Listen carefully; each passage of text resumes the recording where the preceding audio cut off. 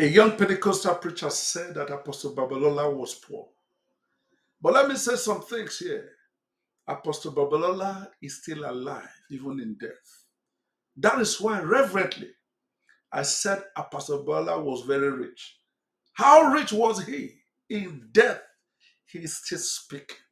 That's the greatest wealth ever.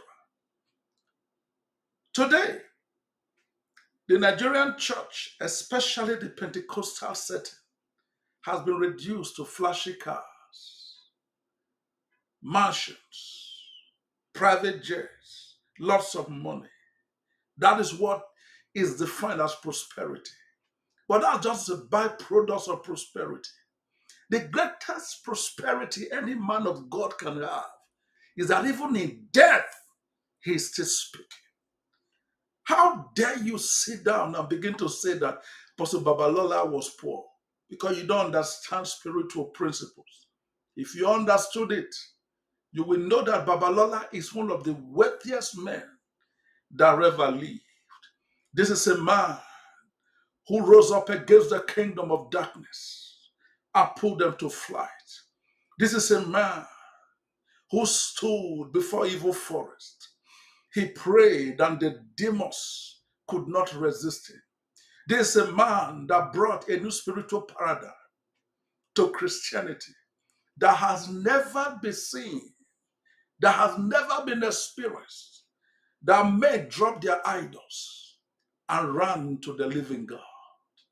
This is a man that raised a generation, fierce, fire carriers. This is a man that even the devil knew his name.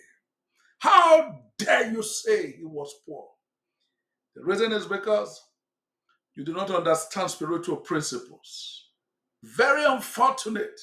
That is why today the Nigerian church is not respected by the political class because they are in bed with them. They share their loot with them. They know that the pastors, most of them are looking for money. And because of that, they can influence them. And because of that, they can hoodwink them. And because of that, they can close their mouth with few dollars. Very unfortunate. Because you don't understand spiritual principles. Reverently, I can't call Apostle Babalola dead. He's still alive. This man has raised a generation that is still flourishing up to this day. He's a man that we need to specially study in order to arrive at our spiritual destination. Today, there is no difference between politicians and most pastors. Pastors can't speak the truth because they are dining and whining with these people that have put millions under. Nothing seems to be working. No good road, no hospitals. Everything is upside down. But let me ask you a question. If Babalola was to be alive and he stands before any politician, do you think they will be able to cajole him the way they are cajoling the Pentecostal setting today? The answer is no. Because you don't understand spiritual power.